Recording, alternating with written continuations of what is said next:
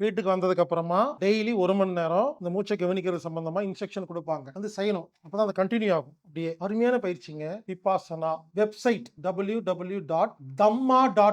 இந்த பயிற்சிக்கு பேரு தம்மா. DHAMMA.org. இந்த வெப்சைட்ல போய் உங்க ஊருக்கு பக்கத்துல எங்க இருக்குன்னு ரிசர்ச் பண்ணி ஆன்லைன் மூலமா உங்க பேரு, அட்ரஸ், ஃபோன் நம்பர்லாம் குடுத்தீங்கன்னா புக் பண்ணுவாங்க. அவங்க ஓகேன்னா மெயில் வரும். கன்ஃபார்ம் நீங்க வாங்கன்னு சொல்லுவாங்க. புரிஞ்சுக்குங்க. டிமாண்டுங்க கிடைக்காதுங்க.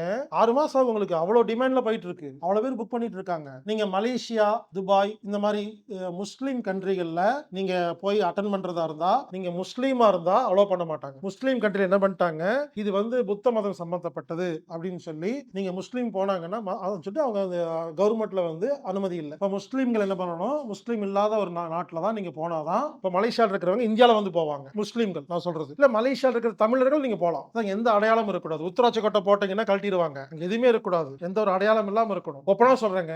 அது புத்தரை மறந்துருங்க. என்ன பண்ணிருக்காருன்னா, புத்தர் என்ன பண்றாருன்னா, உள்ளதை உள்ளபடி நீ நீயா இருங்கிறார். அவர் எதுவுமே திணிக்கிறது இல்லைங்கிறார். எதையுமே சொல்லித் தராம நீங்க சும்மா இருந்தா போதும். நீங்க யாருங்கிறது உங்களுக்கு தெரியுங்கிறதா பயிற்சிங்க. எக்ஸ்ட்ரா உள்ள நுழைக்கிறதே இல்லைங்க எதுவுமே.